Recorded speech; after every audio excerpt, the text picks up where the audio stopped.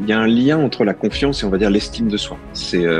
Et cette estime de soi, cette confiance, dans notre enfance, elle va se construire à partir d'une représentation qu'on va se faire de nous-mêmes. Tous les endroits où on est confronté au regard de l'autre sont les endroits où se joue notre rapport à la confiance. On a dans notre état ordinaire une manière d'être, une façon d'être, qui est un petit peu conditionnée par des apprentissages, et l'hypnose permet d'aller derrière ces apprentissages, d'aller derrière ces conditionnements. On peut avoir eu des expériences difficiles, mais si on a eu les outils pour les transformer, ça devient même parfois des atouts pour la confiance. Et si on a su en faire quelque chose, ça vient nous miner, ça reste comme des ancrages un peu négatifs qui génèrent des peurs, qui vont générer des appréhensions. On va le faire souvent de manière assez douce et progressive pour que les gens apprennent à découvrir cet état-là. Et c'est quelque chose qui est souvent très agréable à vivre. En fait, on a l'impression de se retrouver, on a l'impression de se reconnecter à quelque chose qui est fondamental, donc ça fait bien. Bonsoir, bienvenue à tous. Je suis ravie de vous retrouver ce soir. On a démarré hier notre grand événement sur 3 jours pour fêter les 5 ans de Mentor Show. Vous étiez peut-être avec nous hier soir avec Boris Cyrulnik et Frédéric Lenoir. Eh bien, si c'est le cas, je suis ravie de vous retrouver aujourd'hui et bienvenue à tous les participants qui nous rejoignent aujourd'hui. Comme je vous le disais, on a organisé bien cet événement de 3 jours dédié à la confiance en soi. Et aujourd'hui, pour notre deuxième webconférence, je reçois Kevin Finel. Bonsoir Kevin, je suis ravie de t'accueillir. Eh bien, ravi aussi d'être là. Bonsoir. Bonsoir à tous ceux qui sont avec nous. Alors, si vous ne connaissez pas encore Kevin Finel, Kevin, tu es spécialiste de l'hypnose. Et pour bien expliquer ta spécialité, j'aimerais bien que tu te présentes parce que on se le disait en discutant là juste avant la conférence, il peut y avoir beaucoup de présupposés, beaucoup de fausses idées sur l'hypnose, beaucoup de peut-être de craintes parfois, et ce serait bien que tu nous fasses une petite remise à niveau sur ce qu'est l'hypnose et comment tu l'enseignes. Oui, avec plaisir. C'est vrai que bon, j'imagine que les gens qui sont là sont peut-être un peu plus sensibles à ces questions-là, mais ça véhicule encore beaucoup de préjugés, l'hypnose malheureusement, et les spectacles d'hypnose nous aident pas. Même si je pense que beaucoup de gens ont entendu parler du fait qu'on faisait des anesthésies par hypnose, donc il y a forcément là un côté à la fois sérieux et concret. Moi, l'hypnose, c'est quelque chose qui me fascine depuis que je suis tout petit. En fait, c'est ce qui me fascine derrière l'hypnose, c'est le fonctionnement de l'humain, le cerveau. Et en fait, l'hypnose, c'est une façon de nous amener dans notre propre inconscient, de nous amener à explorer notre intériorité. C'est une technique qui est très ancienne, même si ça fait assez peu de temps qu'on a des études scientifiques qui nous permettent de comprendre comment ça fonctionne, pourquoi ça fonctionne. Alors, je dis assez peu de temps, ça fait quand même 100 ans que c'est étudié aujourd'hui l'hypnose. On a quand même un gros corpus scientifique autour de ça. Mais l'idée, c'est tout simplement que on a dans notre état ordinaire une manière d'être, une façon d'être qui est un petit peu conditionnée par des apprentissages, et l'hypnose permet d'aller derrière ces apprentissages, d'aller derrière ces conditionnements. Ça nous amène dans un état en fait introspectif assez fort, où on va sortir un petit peu de notre carcan, de notre construction, et on va atteindre une plus grande flexibilité mentale. Ce qui fait qu'on peut agir sur des choses qui nous échappent d'habitude. Donc je parlais de l'anesthésie, on peut par exemple couper les sensations d'une partie de son corps. Mais ça, c'est un peu marginal. En fait, au fond, c'est surtout utilisé en psychothérapie, en coaching, parce que depuis très longtemps, on s'est aperçu que c'était un outil qui était formidable, hyper efficace pour aider les gens à changer.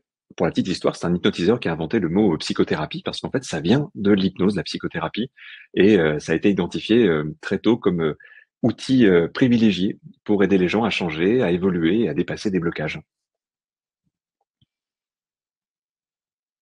Ah, je t'entends pas, alors je sais pas si c'est que moi ou... Non, c'est moi. Merci beaucoup pour cette présentation. Ça nous permet d'entrée de jeu d'y voir plus clair. Alors, vous êtes hyper nombreux à vous connecter. Vous êtes déjà plus de 3000. Donc, c'est super. On est vraiment ravis. C'est un gros succès pour cet événement. Merci vraiment d'être nombreux ce soir. Alors, cet événement, pour vous expliquer avant qu'on démarre avec Kevin, on l'a créé. Alors, on vous a préparé une petite slide. Alors, Kevin, il y a ta photo en grand. On l'a créé parce que ça fait 5 ans que Mentor Show existe. Et donc, comme je vous le disais, pour fêter ça, on a voulu créer cet événement 100% gratuit dédié à la confiance en soi. Et donc, ça fait 5 ans, comme je vous le disais, on a réussi à rassembler plus de 50 mentors. On a créé plus de 15 programmes d'accompagnement. On a plus de 500 000 personnes qui sont déjà adeptes de nos contenus et ça nous fait environ 10 millions d'heures de visionnage. Donc, c'est assez conséquent. Du coup, on est ravis de vous accueillir dans cet événement. Alors, comme on est très, très nombreux, ce que je peux vous proposer, c'est de nous écrire dans le chat si vous êtes aussi content que nous d'être là ce soir. Donc, n'hésitez pas à nous dire. Alors, je crois que Kevin, tu as aussi des groupies qui se connaissent. Mais tant mieux. Voilà, écoute, chacun vient pour une raison. Mais en tout cas, je vois que vous êtes tous très contents d'être là. N'hésitez pas à nous faire part de votre motivation qui est partagée par nous. Kevin, pour que les gens comprennent bien, tu viens de nous rejoindre et tu es en train de préparer une masterclass pour courant 2025. Qu'est-ce qui te plaît chez Mentor Show et qu'est-ce que tu as envie de transmettre à travers ce cours que tu es en train de créer avec nous? Ben ouais, tout à fait. Ouais, c'est en pleine préparation aujourd'hui, donc je vais pas pouvoir parler du contenu malheureusement. C'est encore un tout petit peu tôt, mais c'est vrai que moi c'est un joli défi, je trouve, de proposer une masterclass comme celle-là. J'aime beaucoup le format vidéo et en fait, ce qui me plaît dans tout ça, moi, c'est de transmettre. C'est vrai que je pratique l'hypnose depuis longtemps, mais j'aime autant la pratiquer que la transmettre. Je forme régulièrement des gens, des praticiens à l'hypnose, mais aussi des gens à la découverte de l'auto-hypnose ou à des bases d'hypnose pour la vie de tous les jours. Et c'est quelque chose qui me tient vraiment à cœur, parce que j'ai une idée en fait pour moi qui est assez forte, c'est que pour avoir accompagné beaucoup de gens qui étaient en grande difficulté dans leur vie, je suis persuadé qu'une partie de ces difficultés aurait pu être prévenue, aurait pu être diminuée, en tout cas s'il y avait une sorte d'éducation à soi, une éducation pour apprendre à se connaître, pour apprendre à connaître ses fonctionnements. Et je trouve que c'est un des grands manques de notre éducation, de notre scolarité, de notre éducation même familiale, c'est qu'en fait, on va apprendre plein de choses pour être connecté au monde, mais très peu de choses pour être connecté à soi. Et je trouve que donner quelques outils à des personnes pour qu'elles puissent mieux se connaître, aller mieux, se transformer, se rendre compte que c'est pas si compliqué que ce qu'on peut imaginer, il n'y a pas besoin de rentrer dans un long processus thérapeutique la plupart du temps. Parfois oui, parce qu'il y a des traumatismes, mais la plupart du temps, on peut juste apprendre à mieux se connaître. Et je trouve qu'un format comme celui-là, qui peut toucher plein de gens et apporter un peu de bonheur dans une vie, un peu de légèreté, un peu de bien-être, tout simplement, c'est quelque chose moi qui me tient vraiment à cœur et moi, je suis très heureux de participer à ça. On est très heureux de t'accueillir parmi nous aussi, Kevin. Alors, on va rentrer dans le vif du sujet. Je vais vous présenter le programme. Juste avant, restez bien avec nous jusqu'à la fin, puisque en toute fin de conférence, Kevin répondra à un maximum de vos questions que vous pouvez d'ores et déjà commencer à poser dans le chat. C'est l'onglet, vous commencez à avoir l'habitude Q&A. Questions and Answers. Donc, c'est là que vous pouvez poser vos questions. Il y a toute notre équipe qui est là pour les noter, qui me les transmet. Et ensuite, j'essaierai d'en poser un maximum à Kevin. Prenez des notes aussi, si vous voulez. Et puis, je vous l'ai dit, voilà, vous pouvez communiquer avec nous, interagir avec nous. Et puis, on n'hésitera pas aussi avec Kevin à vous solliciter à plusieurs moments de cette conférence. Alors, on va se parler du programme assez chargé, mais je pense qu'on va découvrir et apprendre plein de choses grâce à Kevin. Pour démarrer, on va se demander comment l'hypnose permet de comprendre et d'agir sur ce qui inhibe la confiance en soi. Kevin va nous présenter ensuite une technique d'auto-hypnose simple, utilisable au quotidien. Donc, on va tous faire un exercice. Une expérience. Ouais. Une expérience, ça va être bien tous ensemble, vu qu'on est quand même plus de 3000, je pense que c'est assez intéressant en termes de communion. Et puis ensuite, on se demandera comment on utilise l'auto-hypnose pour transformer la perception qu'on a de nous-mêmes et enfin éliminer les doutes sur notre capacité à nous affirmer. Et je vous le disais, on a toute une série de questions-réponses qui vient ensuite avec Kevin à la fin de la conférence. Alors, démarrons. Avant de démarrer, je vous rappelle que demain à 14h, on poursuit notre événement exceptionnel. Je recevrai ici même Jonathan Lehman. Jonathan, il est spécialiste de la méditation et il a écrit, vous savez, ce best-seller Les Antisèches du bonheur. Et donc, on va se parler justement comment la méditation peut nous aider eh bien, à trouver le chemin vers notre propre bonheur et épanouissement et bien sûr confiance, puisque c'est le thème de ces 3 jours. Voilà pour l'intro.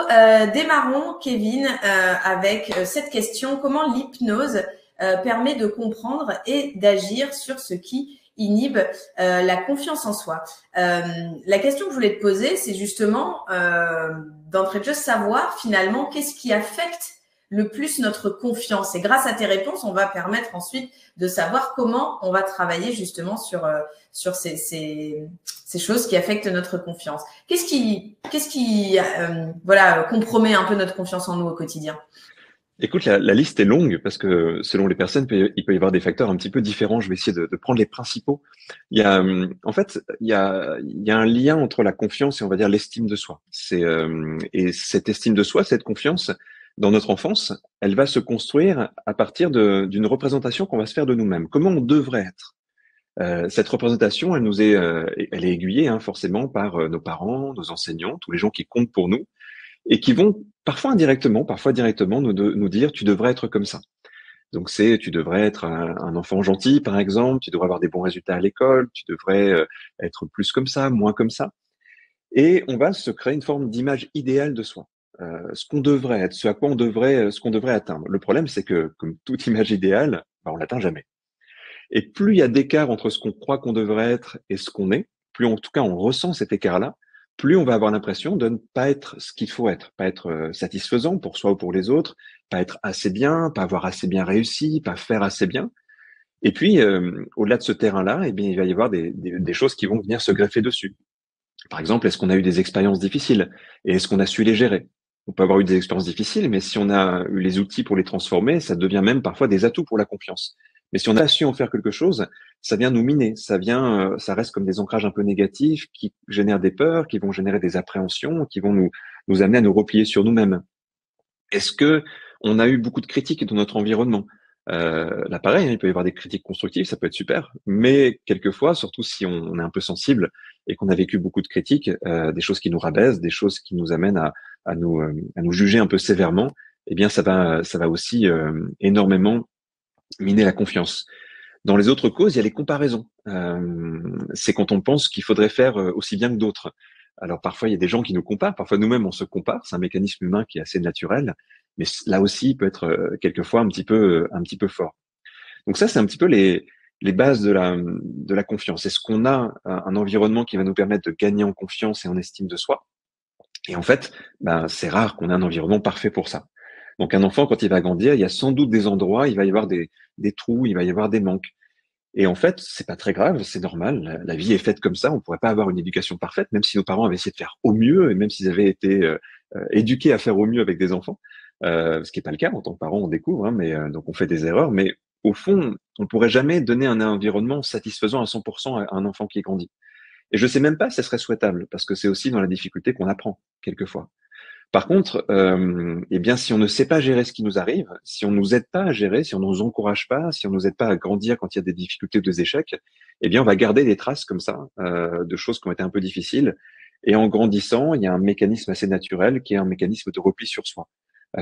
Plus on avance en âge, moins on va être aventureux quelque part, parce qu'on va vouloir une zone de confort, on va vouloir quelque chose qu'on maîtrise. Et donc, ça grignote petit à petit notre confiance. Donc ça, c'est un peu l'histoire générale. Puis après, il y a évidemment plein de cas particuliers. Merci, Kevin. Alors justement, quand on manque de confiance, il y a des situations qui peuvent nous faire extrêmement peur. Je pense à quelque chose qui est assez fréquent, qui est par exemple la prise de parole en public. Mais est-ce que tu aurais peut-être quelques peurs à nous expliquer? Peut-être les gens vont se reconnaître certainement dans certaines de ces peurs. Et puis, si vous êtes concerné, voilà, par des peurs qui justement affectent votre confiance en vous, n'hésitez pas à nous écrire de quoi vous avez peur dans le chat. Ça nous permet avec Kevin de rebondir et puis d'apporter des réponses un peu personnalisées. Quelles sont les peurs, toi, que les gens témoignent au quotidien? Je pense qu'il y a d'un côté les peurs visibles, et tu parles de celle de parler en public. En fait, je disais tout à l'heure, il y a la question de la critique et du jugement. Et forcément, ça nous expose à 100% à ce jugement extérieur. On va s'imaginer que les gens vont nous regarder d'une certaine façon, vont se dire qu'on est comme ça, pas comme ça, etc. Donc tous les endroits où on est confronté au regard de l'autre sont les endroits où se joue notre rapport à la confiance. Et évidemment, la plupart des gens vont à ce moment-là se faire des scénarios un petit peu catastrophes, des scénarios un peu pessimistes, se mettre à la place des autres, etc. Donc là, c'est peut-être les endroits où c'est très visible. Mais c'est aussi visible dans les endroits où on va être jugé indirectement. C'est tout ce qui va être en représentation, tout ce qui va être un examen, tout ce qui va être un travail à rendre. Dès qu'en fait, on a la possibilité d'être jugé par un tiers, il va se passer ça. C'est vrai aussi dans les rapports humains. C'est la peur de tout ce qui est situation de rencontre, de séduction, toute séduction nouvelle. Et ça nous amène aussi à l'autre terrain, c'est justement le changement ou la nouveauté.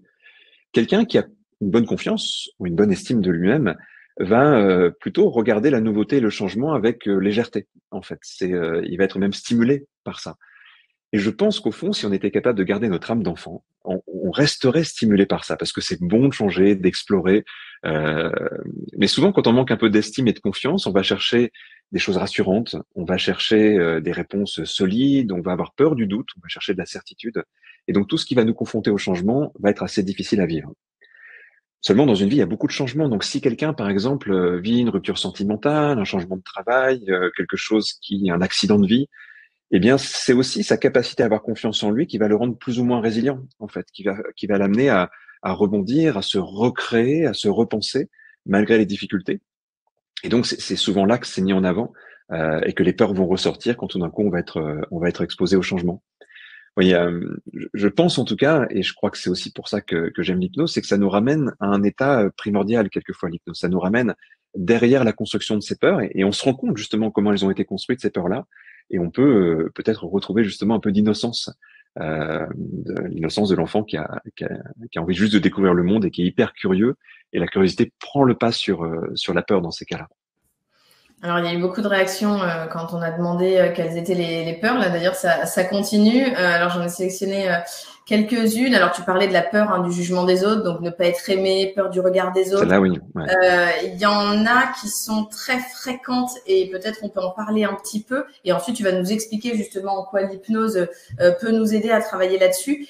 Beaucoup de peur du changement, de la prise de décision, peur de l'échec, peur de reprendre un travail après un licenciement, peur de réussir.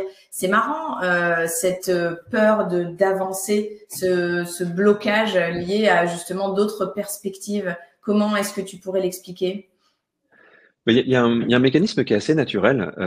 Tu sais, en psychologie évolutive, c'est-à-dire la partie de la psychologie qui s'intéresse à la manière dont l'évolution de notre espèce a créé notre psychologie, on s'aperçoit qu'en fait, tout simplement, il y a encore pas si longtemps que ça, on vivait dans des états d'insécurité totale. En fait, ça remonte à quelques milliers d'années et ça paraît beaucoup, mais en fait, au sens de l'évolution de l'espèce, c'est vraiment la toute fin de l'évolution, ce qu'on vit aujourd'hui.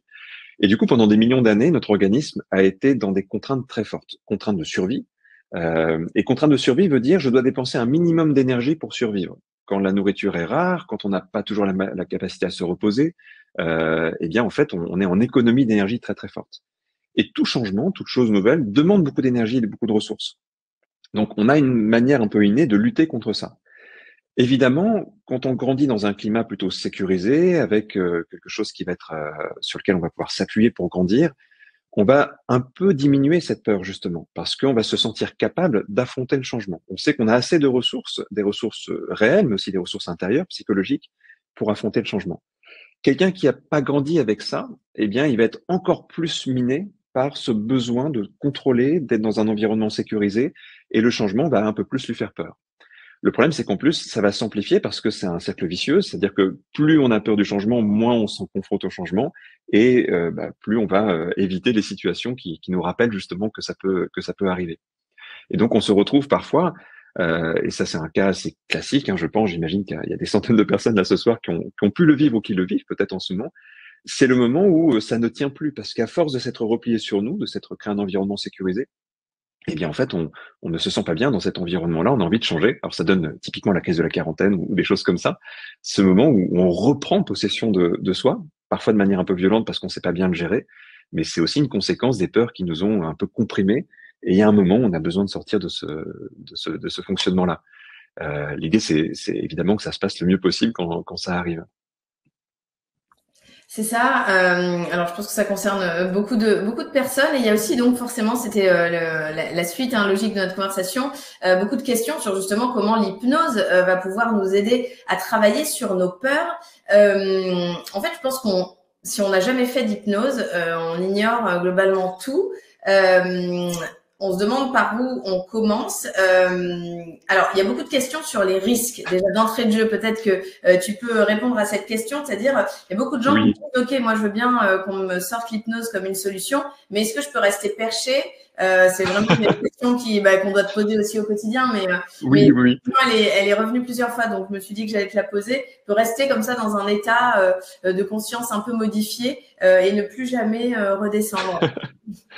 Bah, c'est marrant parce que c'est une question qui revient quelquefois, mais en fait, alors il faut savoir une chose, c'est que l'hypnose c'est un état qui est tout à fait naturel, en fait. C'est très étudié aujourd'hui, hein, il y a des milliers d'études sur l'hypnose. Je crois qu'on a 14 000 études scientifiques sur l'hypnose. C'est considérable. Il n'y a pas un domaine de psychothérapie qui a été autant étudié. Et des études voilà sérieuses, médicales pour certaines, pas que, hein, mais entre autres médicales. Donc c'est quelque chose qu'on connaît, qu'on maîtrise, on sait comment ça fonctionne. On a encore des questions sur toutes les possibilités de l'hypnose. Il y a encore beaucoup de choses à chercher, à trouver dans tout ça, mais globalement, c'est quelque chose qui est connu. On sait que c'est sans risque. On sait que c'est un état naturel. C'était une question qui se posait au siècle dernier, mais elle a été tranchée aujourd'hui parce qu'il y a eu beaucoup de recherches là-dessus. Et pour vous donner un aperçu, en fait, vous le connaissez cet état-là parce que c'est un état que vous pouvez connaître soit quand vous êtes passionné par quelque chose, soit quand vous êtes touché par une œuvre artistique, par exemple. Plongé dans un livre, quand on est absorbé dans une musique, quand on est connecté à une expérience émotionnelle forte en étant au théâtre ou au cinéma, eh bien, on est déjà à la frontière de cet état-là. Les artistes connaissent mieux encore cet état-là, puisque c'est l'état qui permet de créer. C'est dans des états de conscience modifiés qu'on va pouvoir accéder à des idées nouvelles, à justement des états dans lesquels on sort de la censure personnelle, on sort du besoin de plaire ou des choses comme ça. Donc les artistes connaissent très très bien cet état-là. Quand on fait une séance d'hypnose, eh bien on aide les gens à rencontrer cet état de manière volontaire, alors que d'habitude dans la vie, ça se passe de manière plutôt involontaire. Mais quand on vit un état d'hypnose naturel, imaginons demain, on va à une expo dans un musée, puis tout d'un coup on voit une sculpture ou un tableau et waouh, il se passe un truc. Ben, c'est ça l'hypnose en fait. Sauf que quand ça arrive un peu spontanément. Et là, l'idée, c'est d'aider les gens à trouver cet état-là par eux-mêmes. L'intuition de l'hypnose, elle est très ancienne, puisque dans toutes les cultures qui existent, eh bien, il y a des façons de modifier l'état de conscience, que ça soit dans les cultures où on va faire ça par des formes de méditation, le chamanisme, les derviches tourneurs. Enfin, il y a toujours des modifications d'état de conscience qui sont proposées, parce qu'on sait que ça reconnecte les gens à eux-mêmes. Donc en fait, c'est naturel, ça veut dire qu'il n'y a pas de risque. S'il y avait un risque, ça serait pas naturel, justement. C'est pas comme, je sais pas moi, une drogue ou l'alcool ou des choses comme ça qui modifient aussi notre état de conscience, mais de manière artificielle. Là, on va le faire de manière plutôt naturelle. On va le faire souvent de manière assez douce et progressive pour que les gens apprennent à découvrir cet état-là. Et c'est quelque chose qui est souvent très agréable à vivre. En fait, on a l'impression de se retrouver dans cet état-là. On a l'impression de se reconnecter à quelque chose qui est fondamental. Donc ça fait bien, en fait, cet état-là. Et en général, quand on l'a vécu, on a envie de le retrouver parce que c'est plutôt bon, quoi. C'est comme si on avait mangé quelque chose de bon. On a envie de le regoûter un peu après. Et puis par rapport aux croyances qu'on peut avoir quelquefois, donc non, évidemment, on reste jamais bloqué dans cet état-là. Il y a aucun cas qui a été recensé de quelqu'un qui serait resté bloqué dans cet état-là. Euh, il y a des gens parfois qui se disent, mais est-ce que quand on arrive dans un état d'hypnose, est-ce qu'on perd conscience? Et ça aussi, c'est une croyance un peu populaire qui est donnée par le spectacle. On a vraiment l'impression que les gens perdent conscience, mais il n'y a pas il y a pas de perte de conscience. En fait, de toute façon, il y a jamais de perte de conscience. Même dans le coma, il y a toujours quelque part un truc qui est là, hein. Donc en hypnose aussi, on est toujours lucide sur ce qui se passe, mais on est dans un autre état. C'est-à-dire que c'est comme si on regardait le réel et c'est comme si on se regardait nous-mêmes depuis un autre point de vue. Mais c'est quelque chose, je parlais de l'enfance tout à l'heure, dans l'enfance, on se fait naturellement des auto-hypnoses. Quand on rentre dans notre imagination, quand on joue, voilà, c'est des choses qu'on a déjà goûtées, qu'on a déjà senties. Mais dans notre culture à nous, on n'a pas appris à le faire vraiment, en fait. Alors que dans plein d'autres endroits du monde, c'est naturel d'utiliser ce genre d'outils. Donc pour nous, occidentaux, il y a besoin de le redécouvrir, de le réapprendre. Et c'est quelque chose qui est une belle aventure quelque part. C'est partir en voyage à l'intérieur de soi. Alors du coup, on se demande si on vient donc voilà on a envie de faire de l'hypnose au sujet d'une peur qu'on a. Donc imaginons la peur de l'échec. Comment ça se passe concrètement? par où on démarre, comment va se passer une éventuelle séance, sur quoi on va travailler concrètement, est-ce que du coup on va se mettre dans un état de conscience modifié et puis on va peut-être extérioriser des choses qui sont inconscientes. Enfin, on se pose beaucoup de questions entre ce que va faire l'hypnose sur nos peurs qui sont très concrètes et qui nous enquiquinent au quotidien et qui nous enferment parfois dans un carcan dont il est difficile de sortir. Explique-nous un peu les liens du coup entre l'hypnose et le traitement de ces peurs. Alors, il y a la première chose qu'il faut comprendre, c'est qu'en fait, l'hypnose, quand elle va être faite par un professionnel qui accompagne quelqu'un, c'est un travail. C'est pas juste une séance. On va pas tester l'hypnose pour faire une séance. On va faire tout un travail qui va nous accompagner vers le changement. Travail qui va être parfois assez court si c'est une demande simple, parfois un peu plus long si c'est une demande complexe. Et l'idée, ça va être d'aider quelqu'un sur plusieurs plans. Premier plan, c'est nettoyer. Déjà, c'est nettoyer, c'est se libérer parfois du poids du passé, des expériences qui nous ont touchés, qui nous ont affaiblis, qui nous ont déstructurés quelquefois, de parties de nous qui ont été quelquefois un peu violentées par la vie. Donc on va nettoyer, on va réparer déjà certaines choses, notamment notre histoire de vie. La deuxième chose, c'est que l'hypnose va nous permettre de rééduquer un petit peu nos fonctionnements. Donc, par exemple, si on a appris à avoir une réaction dans une situation, j'ai peur de parler en public, par exemple, eh bien, il y a une rééducation. C'est vraiment la cognition qui va travailler. On va apprendre au cerveau à fonctionner différemment, tout simplement. Et ça, c'est quelque chose qui nous permet de travailler sur des comportements, nous permet de travailler sur des réactions émotionnelles. Et il y a vraiment un côté réappropriation de soi. L'idée, c'est que, en fait, notre cerveau, il va créer des schémas, et ces schémas nous enferment un petit peu au bout d'un moment.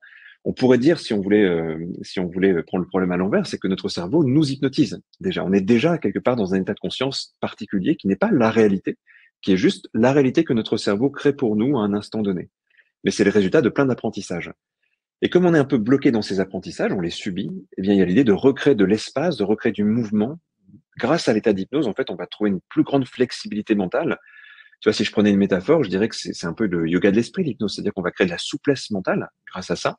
Et une personne va pouvoir tout simplement se déconditionner. Donc c'est l'inverse de ce qu'on pourrait penser. Hein. L'hypnose ne conditionne pas, elle déconditionne plutôt. Elle redonne les clés de son territoire intérieur. Et on va aider justement quelqu'un de cette façon-là à se retrouver quelque part. J'ai vu un peu plus tôt une question dans le chat qui était un peu liée à ça. Il y a quelqu'un qui disait, mais est-ce qu'on est nous-mêmes, est-ce qu'on est nous-mêmes sous hypnose? Et je trouve que c'est une très bonne question. Parce qu'en fait, on pourrait se demander si dans la vie de tous les jours, on est nous-mêmes. Je suis pas sûr. En fait, on est une version de nous-mêmes. On est un résultat de conditionnement et d'apprentissage. Et quand ce qu'on est dans la vie de tous les jours ne nous va pas, soit pour un comportement spécifique, soit pour un truc un peu plus global, c'est qu'on s'est un peu perdu en chemin. Et l'idée de l'hypnose, justement, c'est en effet de nous retrouver dans nous-mêmes. C'est-à-dire de se reconnecter à quelque chose qui est une sorte de profondeur intérieure, d'apprendre à la connaître et après de l'exprimer dans la vie de tous les jours autant que possible. Est-ce que, Kevin, tout le monde peut être hypnotisé? Il y a des gens qui se demandent, est-ce que c'est vraiment fait pour moi? Est-ce qu'on est tous réceptifs Oui, à l'hypnose? c'est un mythe. Le mythe de la réceptivité, c'est que, en fait, à l'époque de Mesmer, ça remonte au XVIIIe siècle, on pensait qu'il y avait un rapport avec l'électricité. Et donc, il y avait des gens qui étaient conducteurs, pas conducteurs. C'était l'époque du magnétisme et tout ça. Donc, c'est vraiment des trucs qui datent d'il y a très longtemps, mais qui sont encore, présents quelquefois dans les croyances populaires. Mais oui, tout le monde est réceptif à l'hypnose puisque c'est un état naturel. En fait, c'est juste lié à notre fonctionnement normal, c'est le fonctionnement de notre cerveau de fonctionner de manière inconsciente. Et rentrer dans cette partie inconsciente de nous, c'est quelque chose que tout le monde peut apprendre à faire. Après, c'est comme tout, hein, il y a des personnes qui vont être tout de suite à l'aise avec ça. Il y a des personnes qui vont avoir besoin d'un petit peu de temps, d'être rassurées, par exemple, d'y aller peut-être par étapes. Mais voilà, c'est comme apprendre quelque chose en fait. Hein, c'est un apprentissage comme un autre. Tu vois, c'est comme si tu me disais, est-ce qu'on est tous sensibles à la musique? Est-ce qu'on est très réceptif à la musique? Je te dirais, bah oui, mais ça s'apprend. On ne naît pas réceptif à toutes les musiques. Peut-être qu'on a besoin d'être éduqué à certaines formes de musique. Et puis aussi, il y a des musiques qu'on aime et des musiques qu'on n'aimera pas. Et l'hypnose, c'est pareil. Il y a plein de façons de faire de l'hypnose. Moi, quand je rencontre quelqu'un pour une séance, j'essaie de comprendre un peu comment cette personne fonctionne pour lui proposer une manière de rentrer en hypnose qui va lui plaire, qui va lui convenir, qui va être liée à elle. Donc, il faut qu'on fasse un petit peu ce travail de sur-mesure pour que ça colle parfaitement. Mais à partir de là, voilà, c'est une aventure que tout le monde peut vraiment vivre. Il y a pas mal de parents qui posent des questions de savoir si ça peut marcher sur les enfants. C'est vrai qu'il y a eu beaucoup de questions sur justement la peur de l'échec en classe, la phobie scolaire, des problèmes de harcèlement. Enfin voilà, on sait comme les enfants parfois à ce petit âge peuvent être cruels entre eux, etc. Donc il y a voilà, très petit, on peut aussi avoir des soucis de confiance en soi. Il y a des parents qui voilà demandaient s'il était possible d'adapter ça pour les enfants ou si pas du tout. Oui, en fait, les enfants sont souvent très, très à l'aise avec ces techniques-là, plus que les adultes encore parce que ça fait partie de leur monde. Bon, après il y a enfants et enfants, ça dépend à quel âge, mais on va dire que jusqu'à 8-10 ans, c'est vraiment en général hyper facile pour eux. Après la période de l'adolescence, il faut qu'ils soient volontaires. C'est peut-être la question là qui est peut-être un peu plus complexe. Mais au niveau, capacité, un enfant justement, il est très en lien avec, son corps, ses ressentis, son imagination et on peut lui apprendre par des petits jeux d'esprit, à travailler sur son imagination. C'est un truc que j'aime beaucoup faire, c'est vraiment transmettre ça assez tôt. Et tu vois, par exemple, je pense que dès 5-6 ans, il y a plein de petits exercices. Alors, c'est pas forcément de l'hypnose très formelle qu'on va faire avec des enfants. C'est plutôt des petits exercices qui vont leur permettre de mieux comprendre comment ils fonctionnent. Par exemple, de prendre une peur et de savoir la mettre à distance, de savoir mettre des mots sur leur ressenti et de jouer à modeler un peu leur ressenti. Ça, c'est des choses, voilà, parfois en quelques minutes, moi, je donne beaucoup de cours d'auto-hypnose, notamment, et justement, j'ai discuté hier avec une praticienne qui donne des cours d'auto-hypnose pour les enfants et qui me racontait quelques expériences comme ça qu'elle propose régulièrement. Il y a un côté magique parce que les enfants, ils prennent la technique, ils la testent, ça marche, et après, ils la réinventent et ils l'améliorent. Ils ont souvent une manière de s'approprier ça qui est très simple. Alors, il y a Claire qui nous dit, est-ce qu'on peut parler du sujet de la confiance en soi? Alors, on en parle, justement, Kevin nous a expliqué à quel point voilà, l'hypnose pouvait nous aider justement à combattre les peurs qui affectent notre confiance et puis les causes aussi d'une perte de confiance en soi.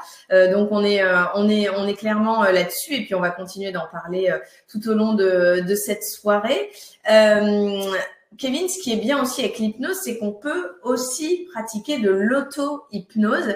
Et ça, c'est le sujet eh bien de la partie qu'on a envie d'aborder maintenant. Tu vas nous présenter une technique d'auto-hypnose qui est simple, qu'on peut utiliser au quotidien pour renforcer notre confiance en nous. Est-ce que avant de démarrer l'exercice, est-ce que tu veux peut-être donner quelques indications aux personnes qui vont suivre cet exercice, où se mettre, comment s'asseoir, calme, pas calme, un casque, des écouteurs, les yeux fermés, assis, debout. Enfin bon, voilà toutes les questions qu'on peut se poser sur la posture qu'il faut adopter. Écoute, avec plaisir. C'est marrant parce que je voyais une question là tout à l'heure qui était, est-ce qu'il y a des contraddications à l'hypnose? Donc, je précise avant l'exercice que non, tout le monde peut faire ces exercices. C'est des exercices qui sont très simples. Il n'y a pas de contre-indication à ça. L'hypnose est une chose qui est, je disais, naturelle. Donc, tout le monde déjà peut faire cette expérience. Il faut juste en avoir envie. Donc, si vous avez envie de faire cette expérience, ça va durer une dizaine de minutes et vous allez voir, ça va être très simple. Et je vous invite même peut-être à laisser le mot hypnose de côté et vous dire simplement, c'est comme si j'écoutais une histoire et sauf que c'est une histoire dans laquelle je vais interagir avec l'histoire. Une histoire dont vous allez être les héros, les héroïnes, et vous allez jouer un petit peu avec le décor, avec ce qui va se créer autour de vous. Dans les questions aussi que les gens se posent parfois, il y a des gens qui ont plus ou moins de facilité à visualiser. Il n'y a pas besoin de visualiser forcément pour faire de l'hypnose. Visualiser n'est pas très utile pour le travail intérieur de toute façon. C'est juste plus joli, mais voilà, c'est plus cosmétique qu'autre chose. Donc pas besoin d'avoir forcément des images mentales. Si on a, c'est bien. Si on n'a pas, c'est pas grave. Moi, je propose très souvent des petits exercices, notamment sur Instagram d'hypnose avec beaucoup de personnes, et les retours sont assez géniaux parce que chacun vit des choses différentes. Je suis toujours assez étonné de ça. Et donc, évidemment, vous allez interpréter ce que je veux dire aussi, et chacune va partir dans un truc qui va lui être assez propre. Peut-être qu'on pourra échanger après sur les expériences de tout le monde. Pour vivre l'expérience, l'idée, c'est que simplement, vous ne soyez pas dérangé. L'hypnose, c'est pas un état de sommeil, donc pas besoin de s'allonger. C'est même bien quelquefois, si vous vous sentez un peu fatigué, on est en fin de journée, de pas vous mettre dans une position trop confortable. Moi, je suis assis, j'ai pas de dossier, par exemple, mais ça, c'est parfait pour faire de l'auto-hypnose. Comme ça, vous restez présent vraiment à ce qui se passe. Si vous avez des écouteurs, c'est bien parce que ça crée une petite bulle, ça vous isole un petit peu du monde.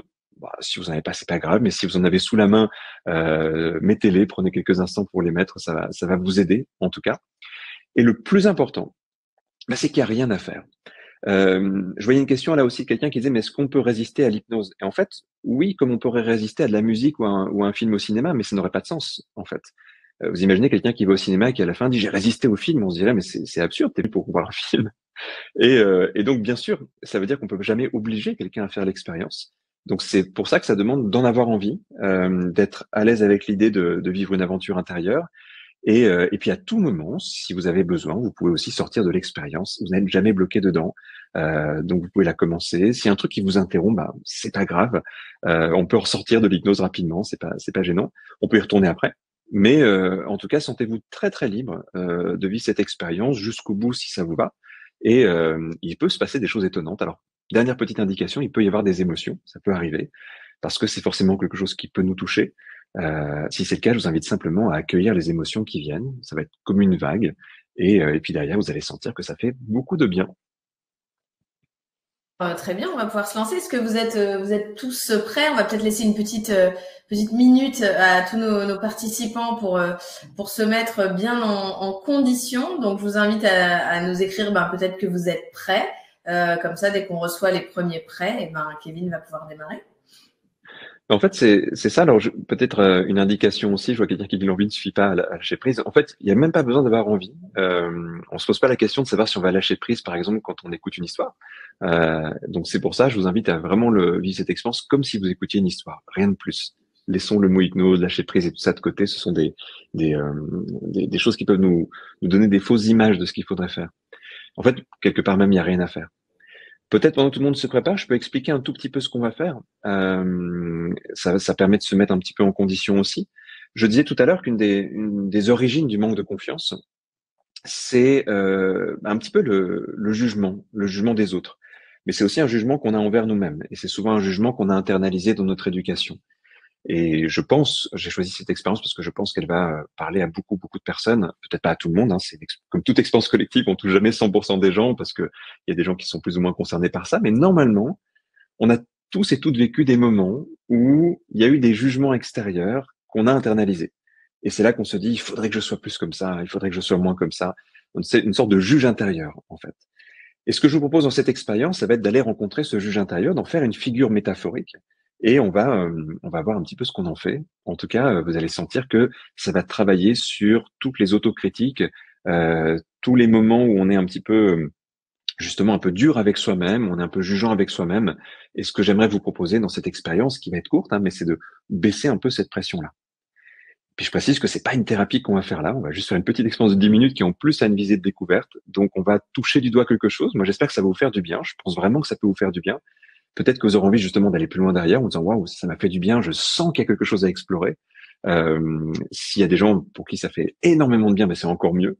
Mais on est vraiment là dans un premier pas, dans une expérience, un peu comme on pourrait goûter déjà quelque chose. Et c'est vrai que chacun va y aller à son rythme aussi. Voilà pour les petites explications. J'espère que tout le monde est prêt. Merci Kevin. Tout le monde est prêt là. Je pense que tu peux démarrer. Super. Alors, ce que je vous propose à tous et à toutes, ça va être donc une fois que vous êtes bien assis, peut-être avec les écouteurs, ça va être de mettre vos mains comme ça. Je sais pas si vous voyez bien, comme ça, les mains écartées un peu l'une de l'autre, peut-être à 20 ou 30 centimètres de vous. Et puis, dès que c'est fait, j'aimerais vous proposer de fermer les yeux. De fermer les yeux et en écoutant ma voix, il n'y a rien de particulier à faire. Vous allez simplement imaginer que vos mains vont commencer à être attirées l'une vers l'autre. Vos mains se font face, vos yeux sont fermés. Vous commencez à rentrer un petit peu plus en connexion avec vous-même. Naturellement, dès qu'on ferme les yeux, on est un peu plus connecté à notre corps, à nos ressentis. La respiration va commencer à se faire un peu plus douce, un peu plus calme. Et vos mains commencent à se rapprocher l'une de l'autre tout doucement. Peut-être que vous allez avoir l'impression que ce mouvement n'est pas un mouvement très volontaire. C'est comme si vous laissiez le mouvement se faire, comme si en imaginant l'attirance des mains comme un courant magnétique qui attirait les mains, comme une sensation d'attirance. Ce mouvement commence à se faire et lentement, plus il se fait, à chaque fois que les mains avancent un peu plus l'une vers l'autre, vous commencez à rentrer un peu plus à l'intérieur de vous-même. Il y en a pour qui ça va aller un peu plus vite et d'autres pour qui ça va prendre un peu plus de temps. Mais c'est pas très grave. Chacun y va à son rythme. Vos mains sont comme attirées l'une par l'autre et plus elle s'approche, plus le corps commence à changer de rythme et de sensation. Il y a comme une impression très douce et très agréable de quelque chose qui s'apaise, sans qu'il y ait besoin de savoir quoi, sans qu'il y ait besoin de savoir comment. Vous vous connectez à vous-même et tout doucement, un peu comme si on faisait un pas de côté avec le monde habituel, un peu comme si on partait dans une rêverie, un peu comme si on prenait un chemin de traverse, on s'égare un peu, on voyage un peu, et on sort du monde, on sort de l'instant dans lequel on est. Ça nous arrive parfois en lisant un livre, ça nous arrive parfois en regardant un film. On oublie un peu notre corps, on oublie un peu le temps qui passe, on écoute une voix qui nous parle, on regarde des images, on lit des mots, et notre imagination se réveille. Nos sens intérieurs commencent à se mettre en marche. On rentre dans un monde onirique, presque comme un demi-rêve. On est de plus en plus connecté à nous-mêmes et le monde paraît de plus en plus lointain, comme si on s'offrait une parenthèse, un voyage intérieur. Les mains continuent à s'approcher l'une de l'autre. Peut-être qu'elles iront jusqu'à se toucher. C'est comme si elles symbolisaient le trajet que vous faites à l'intérieur de vous. Et vous rentrez de plus en plus simplement, de plus en plus naturellement dans cette connexion à vous-même. Parfois, on ressent que le corps est un peu plus lourd, un engourdissement, ça peut être très confortable, chaleureux. Un peu comme ces moments où nos yeux sont dans le vide, on oublie ce qui est autour de nous, on plonge dans une pensée profonde, et puis il y a tous ces mécanismes inconscients à l'intérieur de vous. Tout ce que vous êtes, tous les apprentissages de votre vie, c'est comme si vous vous connectiez à toute cette immensité inconsciente à l'intérieur de vous. Et tout doucement, je vais vous demander de vous reconnecter à des pensées qui peuvent vous venir quelquefois. Vous savez, ces pensées qui jugent. T'aurais pas dû faire ça. T'aurais pu faire mieux. T'aurais dû réussir ça. Un tel a fait mieux. Ces pensées qui jugent, qui comparent. Ces pensées que vous avez entendues des milliers de fois dans votre tête, dans votre esprit. Peut-être même certaines qui sont prononcées presque quotidiennement, à tel point qu'on n'y fait plus vraiment attention. Comme une rengaine. Un cycle. Des pensées qui viennent et qui remontent, et c'est comme si vous les entendiez à nouveau. Elles sont là. Vous leur faites de la place même pour mieux les entendre, comme un concert de pensées, de critiques. Et tout doucement, j'aimerais vous proposer de suivre le chemin de ces critiques, comme si vous demandiez d'où elles viennent, comme si vous vous demandiez vers où il faut remonter pour retrouver leur origine. Tout doucement, vous allez vous demander de quelle époque elles viennent, quel âge elles ont, ces pensées. Il y a parfois des choses plus anciennes qui remontent. Parfois, ça nous ramène vers des âges un peu plus précoces. De qui elles viennent, ces pensées? À quel moment elles ont été entendues? Parfois, on se rappelle de la voix de quelqu'un qui nous dit quoi faire ou quoi ne pas faire. Parfois, on se rappelle d'une phrase, d'une sentence prononcée, d'un mot sur un cahier, d'un regard qui en disait long. Et on remonte. On remonte un peu plus dans le temps. J'aimerais demander à votre part inconsciente de vous ramener vers un endroit en particulier, un endroit qui est à l'origine de certaines de ces phrases, à l'origine de certaines de ces pensées, de vos pensées. Remontez dans le temps jusqu'à vous retrouver quelque part en face d'une personne peut-être, d'un lieu, d'une situation, de ce moment que choisit votre part inconsciente,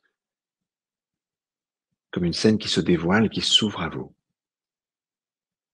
d'une personne réelle ou symbolique peut-être, qui représente ce jugement, cette critique.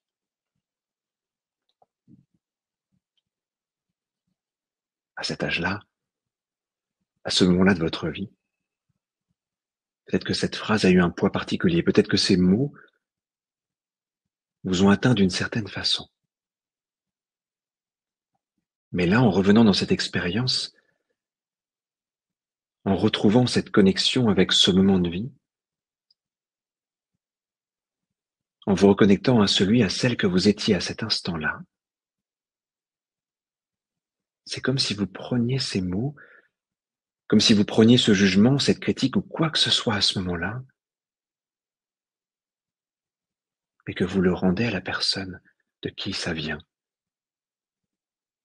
Que vous le redonnez comme un cadeau que vous ne souhaitez pas prendre, un fardeau que vous ne souhaitez pas porter. Vous le redonnez à cette personne. Comme si à cet instant-là, vous décidez que ceci ne vous appartient pas.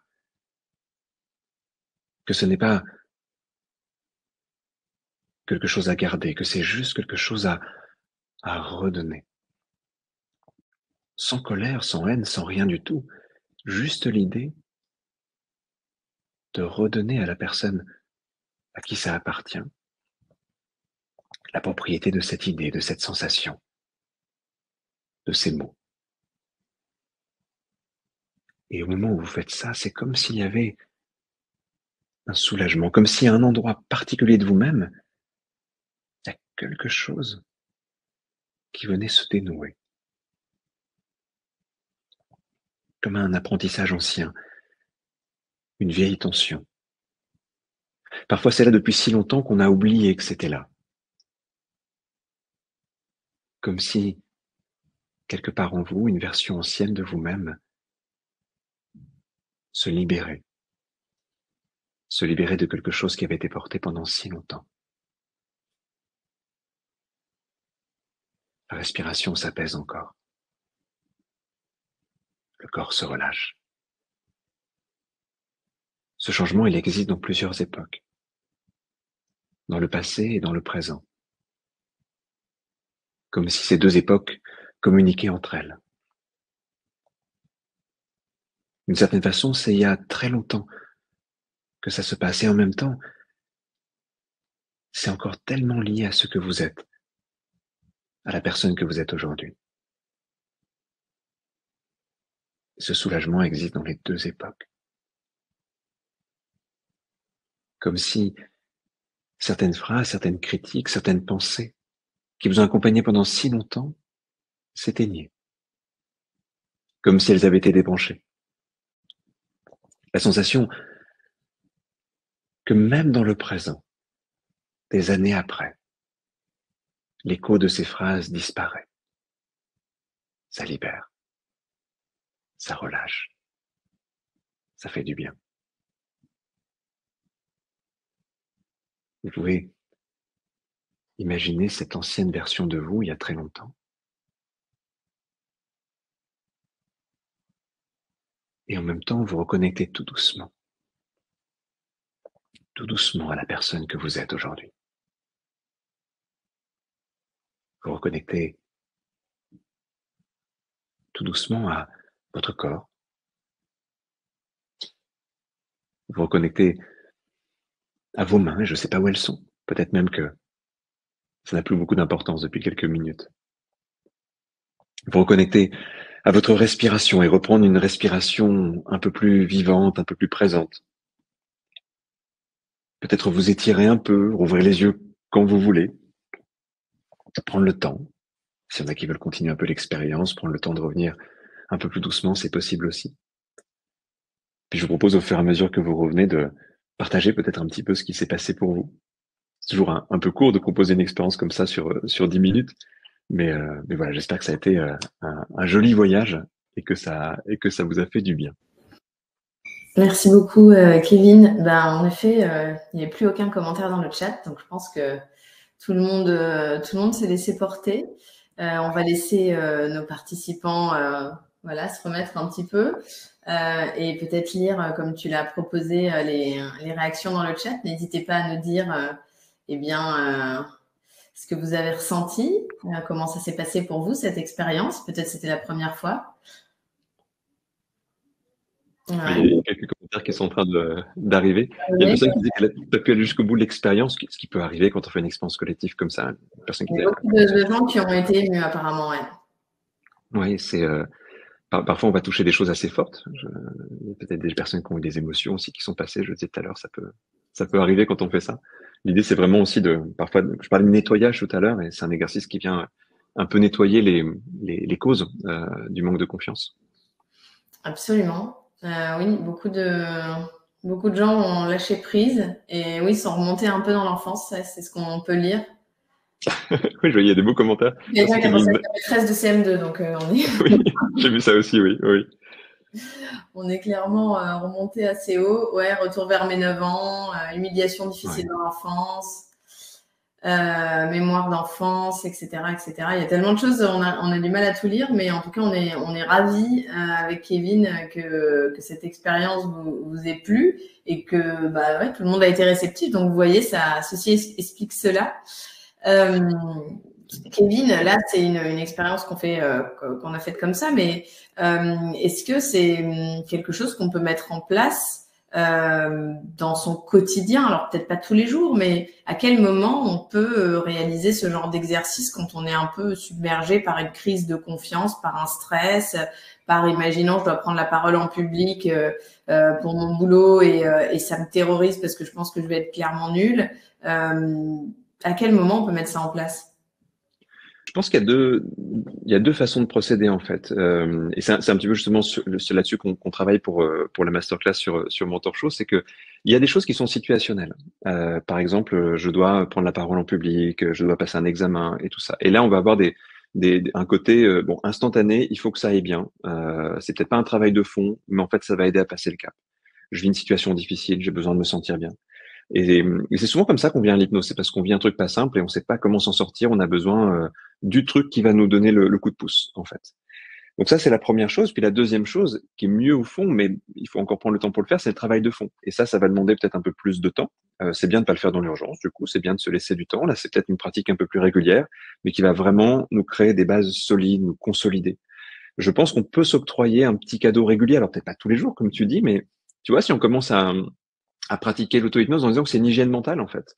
Voilà, je prends ma douche le matin ou le soir et puis je me dis que c'est bon pour mon corps, c'est l'hygiène du corps, mais mon esprit aussi a besoin d'une hygiène, il a besoin de se nettoyer un peu, il a besoin de se libérer, de se reconnecter à des choses positives.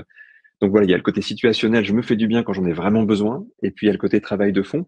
Et dans l'idéal, une fois qu'on a fait un peu ce travail de fond, on a des outils après pour le quotidien, et on peut vraiment, ce genre de pratique, en se l'appropriant un peu, le pratiquer en auto-hypnose en quelques minutes quand on en a besoin, et ça change beaucoup, beaucoup de choses dans une vie, en fait, d'avoir ces outils.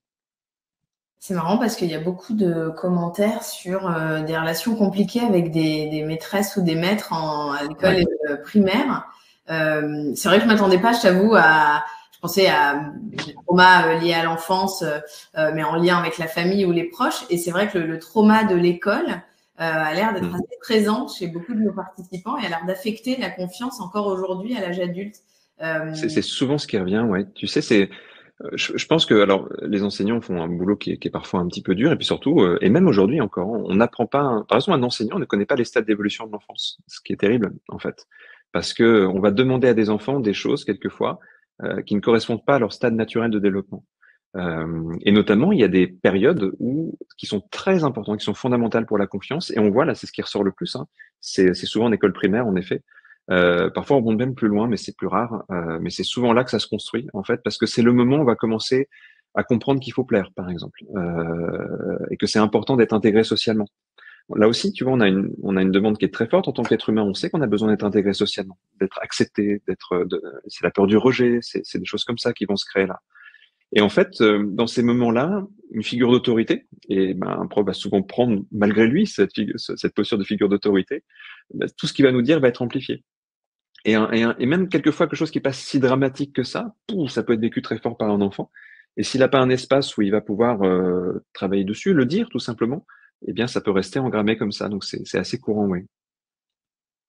Ouais, très, très, très intéressant. D'ailleurs, là, maintenant qu'on en a parlé, les commentaires continuent. Qu'est-ce que tu pourrais conseiller aux personnes qui, voilà, ont eu cette première expérience favorable de faire? Alors bon, bien sûr, je vais vous présenter dans un moment un programme auquel vous allez vous abonner. Et du coup, quand la masterclass de Kevin sera créée, eh bien, vous pourrez en bénéficier. Donc ça, c'est dit. Mais il y a beaucoup de questions qui se demandaient vers qui on se tourne, comment trouver un bon hypnotiseur, parce que c'est vrai que le mot hypnotiseur, il inspire pas confiance Oui, en fait de jeu, un peu comme on ça. dit, mais du coup on dit pas hypnotiseur. C'est vrai que le mot hypnotiseur c'est souvent lié au spectacle. On parle de praticien en hypnose, de praticienne en hypnose, d'hypnothérapeute, Voilà. d'hypnologue. Ouais. Moi, j'ai une école de formation où on forme des gens, qui est une école qui fait partie des écoles assez sérieuses. Je dirige aussi le syndicat des métiers de l'hypnose, donc on essaye aussi de créer une profession reconnue et tout ça. Donc l'école s'appelle l'Arche, c'est l'Académie de recherche et de connaissances en hypnose ericksonienne, et il y a des listes de praticiens, de praticiennes dans tout le monde francophone dessus. Donc ça peut être un moyen voilà, de rencontrer des personnes qui pratiquent. Maintenant, il y a aussi vraiment la relation qui est importante. C'est-à-dire que quelqu'un peut être bien formé, mais il y a la rencontre. On va jamais passer avec tout le monde. Donc moi, ce que je conseille aux gens, quand ils voient peut-être deux, trois personnes pas très loin de chez eux, aujourd'hui, on a formé beaucoup de gens en France. Il y a maintenant pas mal de gens qui pratiquent bien l'hypnose. Il y a vraiment, ça a beaucoup changé en 10 ans. Mais ça vaut le coup d'appeler deux, trois personnes, de discuter un peu et de se dire, ah, cette personne, je sens que je vais me sentir bien. Parce qu'en fait, au fond, pour vraiment rentrer dans une expérience qui va nous transformer, on a besoin d'une relation de confiance, de se sentir en sécurité avec quelqu'un. Donc ça, c'est les prémices de l'hypnose. Et plus notre demande va être grave, entre guillemets, c'est-à-dire par exemple quelqu'un qui a besoin de travailler sur un traumatisme lourd, qui a encore plus besoin de ce lien de confiance. Et puis après, bah, il y a aussi beaucoup de choses qu'on peut faire avec l'auto-hypnose, mais ça sera justement le but aussi de ce qu'on prépare ensemble. Absolument. Alors, merci pour tout ce que tu nous as enseigné jusque-là. Ça fait déjà 1 heure qu'on se parle, le temps passe vite. Incroyable exercice, je pense que tout le monde a été Il y a des assez... beaux commentaires, ça fait plaisir. Ouais, il y a des super commentaires et je pense que oui, vu qu'on se parle de la confiance en soi ce soir, vous êtes peut-être allé commencer à chercher un peu l'origine de certains troubles que vous ressentez, voilà, des comportements à l'école, des relations avec des proches ou des parents, etc. Donc voilà, c'est une invitation ce soir à continuer de creuser tout ça pour vous. Donc Kevin, tu nous as expliqué comment l'hypnose, l'auto-hypnose peut nous aider à travailler sur nos peurs, celles qui affectent et inhibe notre confiance et la sabote parfois. On a vu aussi que c'était à la portée de tous de pratiquer l'auto-hypnose. Alors là, on était dans un moment assez calme, mais Kevin, voilà, tu nous as dit qu'on pouvait aussi utiliser cette technique dans un moment de stress, de perte de confiance avant un événement important au travail ou dans notre vie privée. Alors, je vous pose la question, mais je pense que je connais la réponse. Est-ce que vous voulez bien nous dire si vous avez aimé tout ce contenu dans le chat avec un grand oui? Et ensuite, on va poursuivre et puis je vais vous proposer pas mal de choses. Donc voilà, on attend de savoir avec Kevin là quelques secondes si cette première partie vous a plu. Et n'hésitez pas, voilà, à nous écrire. Merci, oui, super, tout ce que vous voulez. Bah voilà, ça arrive. Ça met pas trop de temps. Merci en tout cas à tous pour vos commentaires et puis pour votre présence. On est toujours très très très nombreux un vendredi soir, donc on est ravis Oui, ravis de vous avoir avec nous. Bah là, ça arrive en rafale. en effet, ouais, ça fait vraiment plaisir. Merci beaucoup. Ouais, ça fait vraiment plaisir. Merci beaucoup. Alors, juste petit rappel, dans une dizaine de minutes, on pourra passer à la partie questions-réponses avec Kevin. Donc, continuez de nous poser toutes vos questions dans le chat. Il y en a déjà tellement, mais continuez encore.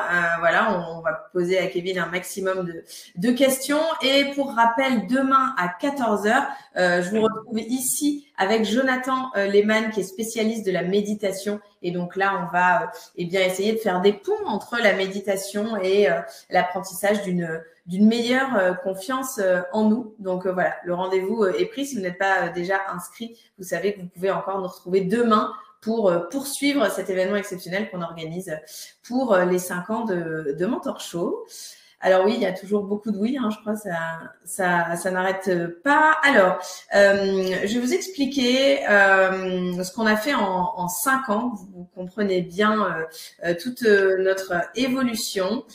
Alors, on vous a préparé une petite timeline. Kevin, peut-être tu connaissais pas encore toute l'histoire, eh bien c'est l'occasion. Donc la première année, on a créé Mentor Show et nos premiers cours en ligne. La deuxième année, on a commencé à créer nos premières masterclass bien-être. Alors une masterclass, c'est un cours en ligne divisé en plusieurs leçons de 10 à 15 minutes vidéo, très facile à suivre. C'est un peu comme si vous aviez votre coach directement chez vous et avec vous. La troisième année, on a créé nos premiers programmes d'accompagnement, donc thématisés. La quatrième année, donc l'an dernier, on a commencé à intégrer des coachs certifiés Mentor Show en lesquels vous pouvez avoir toute confiance. Et aujourd'hui, justement, pour fêter nos 5 ans, je vais vous parler d'un programme qu'on a créé spécialement pour cet anniversaire, comment renforcer sa confiance en soi et réussir ses projets sans craindre le regard des autres. Donc, vous allez retrouver dans ce projet une bonne partie de nos mentors. Alors là, on vous a mis que des hommes, mais il y a aussi Lise Bourbeau, Natacha Calestrémé, etc., etc. Mais bien entendu, vous les voyez sur l'image. Christophe André, Frédéric Lenoir, Boris Cyrulnik, Fabrice Midal, etc., etc.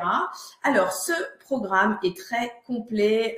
On l'a construit en 7 modules qui sont très pratiques et très facile à suivre.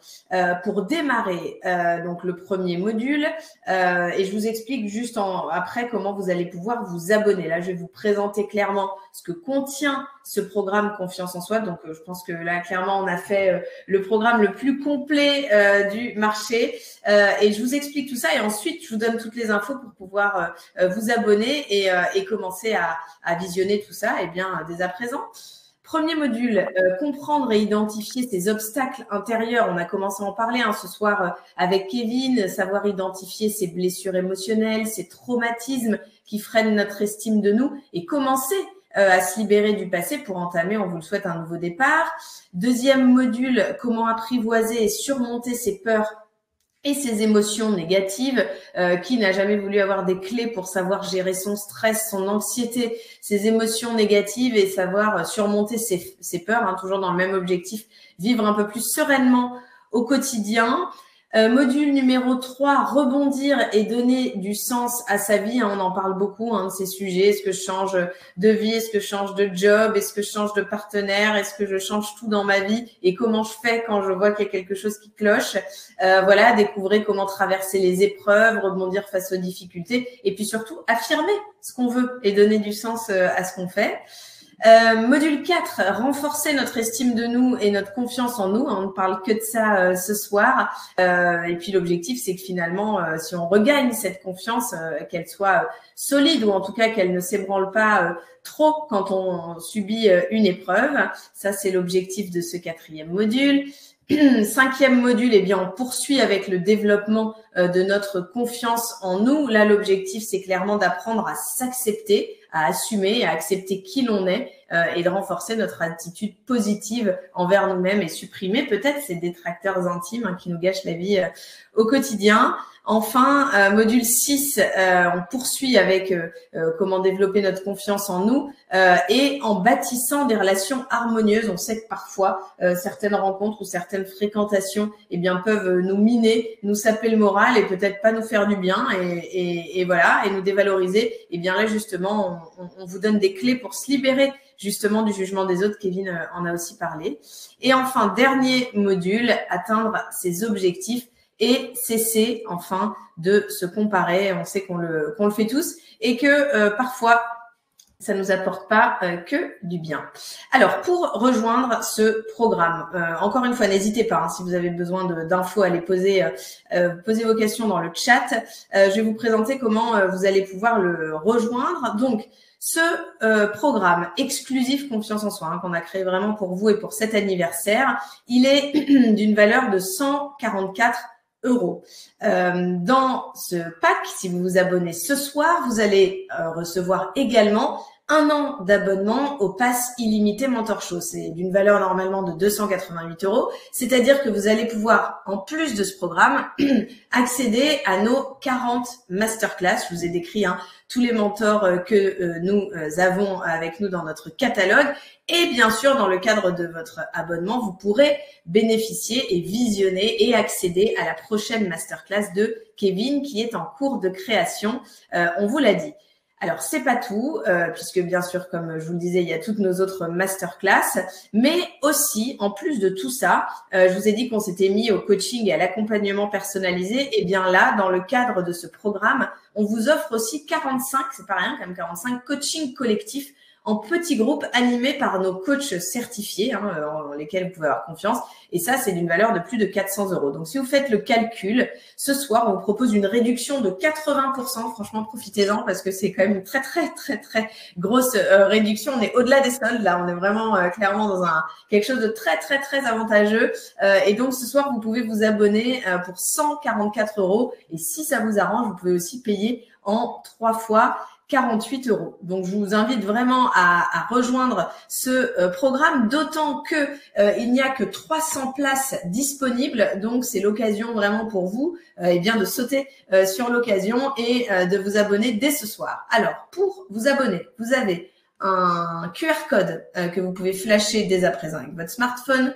Vous avez un lien que vous pouvez mettre dans votre navigateur qui est au-dessus, là, avec le /confiance. Et vous pouvez aller dans l'onglet offre et là, il va y avoir un lien sur lequel vous allez cliquer. Vous allez arriver sur une interface comme celle qu'on voit derrière nous. Vous allez pouvoir créer votre espace, renseigner toutes vos informations de paiement et bien sûr consulter le contenu de ce programme qu'on vous propose ici ce soir pour 144 €. Voilà, je vais boire un peu d'eau parce que finalement, il y a beaucoup d'infos à vous transmettre. Donc, regardez bien tout ça. Et puis, ce qu'on va faire, Kevin, c'est que nous, maintenant, on va rentrer progressivement dans la partie des questions-réponses. Alors là, je pense Avec plaisir. c'est pas ce qui manque. Alors, je me mets sur toute la liste de vos questions. Alors, il y en a auxquelles on a déjà répondu. Est-ce que tout le monde est censé être réceptif? Alors, ça, on a vu que justement, c'était possible. Peut-on trouver un annuaire de professionnels? Voilà, Kevin vous a conseillé justement de vous rendre sur. Est-ce que tu peux peut-être nous redire le… Ouais, sur le site de l'Arche, donc c'est arche-hypnose.com, qui est le site de l'école que je dirige et dans laquelle je donne des formations. D'accord. Ok, super. Merci. Est-ce qu'on peut rester bloqué dans un état sous hypnose? Kevin vous a dit que c'est sans risque et que Alors, sauf si on considère qu'on est déjà hypnotisé et puis qu'on est un peu bloqué parfois. C'est l'idée de Matrix notamment ou de la caverne de Platon, pour reprendre un mythe ancien. On est peut-être déjà tous sous hypnose, mais c'est plus une idée philosophique qu'une réalité concrète. Alors, il y a une question d'Alexandra qui est intéressante, Kevin. Est-ce que si sous hypnose, on se confronte à un souvenir très difficile, un gros trauma, est-ce que ça risque après de le réactiver et que du coup, on peut en ressortir complètement ébranlé? Non, parce qu'on fera pas ça, en fait. L'hypnose est une technique qui est très utilisée pour travailler sur le psychotraumatisme. Elle est à l'origine de la plupart des protocoles qui existent aujourd'hui, qui sont des protocoles après avec des noms un peu marketés, mais qui au fond sont l'hypnose, type EMDR, etc. Et justement, c'est une utilisation qui a été reconnue très très tôt, dès qu'on a commencé à travailler sur le psychotraumatisme, parce que ça offre un cadre sécurisé justement pour travailler sur les expériences de vie difficiles. Parce qu'on va pouvoir gérer justement la manière de rentrer en relation avec ces expériences-là et la manière dont on va pouvoir les transformer, les dépasser et s'en libérer. Donc c'est vraiment la personne qui maîtrise l'hypnose va trouver le bon dosage, va accompagner pour qu'il puisse y avoir des émotions. Il faudra qu'il y ait des émotions, il va falloir en traverser un peu, mais que ça reste toujours digeste, confortable. Et le but évidemment, c'est que ça soit fait au fur et à mesure pour désensibiliser. Puis ce qu'il faut savoir aussi, c'est que quand on travaille sur du psychotraumatisme, on va pas tout de suite travailler sur l'origine, on va déjà poser un cadre qui fait que la personne va ensuite avoir les capacités d'aller travailler dessus. Donc c'est en général pas la première étape. On va souvent avoir des étapes au préalable qui vont permettre de construire quelque chose de solide et qui va faire du bien à la personne. Il y a pas mal de questions sur les relations amoureuses et justement la perte de confiance qu'on peut avoir parfois après une rupture. Peut-on utiliser l'hypnose, alors c'est une question d'Hélène, pour affranchir la peur d'être aimé et d'être aimé dans une relation amoureuse? Affranchir la peur d'aimer et d'être aimé. En Ouais. fait, on revient toujours à des peurs profondes, hein. C'est la peur du regard de l'autre et du rejet. Donc, elle va quelquefois être exacerbée dans la relation sentimentale parce que, bah, il y a une importance encore plus grande. On a envie de pouvoir plaire ou on en a peur aussi parce qu'on sait que ça va avoir des conséquences. Donc ça, c'est vraiment des choses qu'on peut apprendre à tempérer. En fait, souvent, il faut justement remonter à ce qui est construit derrière ça. C'est quoi nos représentations qui sont construites derrière ça? Et on va travailler dessus. Alors, soit il y a une expérience un peu difficile qui a été vécue et qui a laissé une empreinte, donc ça, il va falloir peut-être la nettoyer. Soit il y a carrément toute une construction à faire pour pouvoir justement se sentir capable d'aimer et d'être aimé sans en avoir peur. Donc là, on va essayer de se libérer de certaines représentations apprises pour retrouver quelque chose d'un petit peu plus simple. Et puis après, on peut avoir aussi un petit peu d'éducation émotionnelle pour apprendre à gérer la pression, le stress ou des choses comme ça qui sont plutôt les choses du quotidien dans une vie de couple, par exemple. On en a pas mal parlé quand on parle de confiance en soi. Parfois, voilà, on peut avoir des problèmes à prendre la parole en public, que ce soit un petit groupe de personnes ou voilà une grande salle. Il y a Dominique qui nous demande finalement comment l'hypnose fonctionne sur ce trouble-là. Parce que voilà, imaginons on est terrorisé à l'idée de parler en public, donc on va commencer à faire des séances d'hypnose. Et finalement, après, comment tout ça se met en place? Est-ce qu'un jour on se retrouve et puis finalement tout est débloqué? Comment ça fonctionne concrètement? Ça se fait progressivement de séance en séance, mais il y a plusieurs choses déjà. En fait, ça c'est une chose qu'on remarque très vite, c'est que quand on amène quelqu'un en hypnose, il a plus peur, parce que dans cet état-là, on n'est plus en train de se juger et on se reconnaît en fait à soi. Donc il y a un truc qui désinhibe. Après, le truc, c'est que si on fait juste ça, ça tient pas. Si la personne ressort de l'hypnose, elle a à nouveau peur. Donc, on va se servir de l'état d'hypnose pour que la personne trouve des ressources et qu'elle les ramène progressivement dans sa vie, dans son quotidien, pour qu'elle arrive à transposer en fait ce qu'elle est capable de faire en hypnose aussi hors de l'état d'hypnose. En faisant ça, on va souvent rencontrer des petites résistances et puis on va essayer de travailler sur ces résistances-là. Donc, on va transformer progressivement les mécanismes. On va essayer de les identifier déjà. Si par exemple, on parlait tout à l'heure des pensées négatives, est-ce qu'il y a ça? Donc, s'il y a ça, on va essayer de déprogrammer un peu les pensées négatives. S'il y a une réaction corporelle, physique, par exemple la bouche qui devient sèche, par exemple les tremblements, des choses comme ça, on va essayer de déconditionner les peurs qui créent ces réactions physiques. Et puis, on va plutôt après créer des ressources d'apaisement, de spontanéité. On va permettre à la personne d'y accéder, et puis ensuite de les apprécier, ces ressources-là. Ce qui doit se passer dans le processus, c'est que au début, il y a de la peur, on va désensibiliser la peur, puis on va amener du plaisir, de la simplicité. Et l'idée, c'est qu'à la fin, la personne puisse même aimer, peut-être. En général, quand on a besoin de parler en public, c'est par exemple pour présenter un truc qu'on aime, pour faire quelque chose et puis le transmettre. Et en fait, on peut découvrir qu'on peut y prendre du plaisir.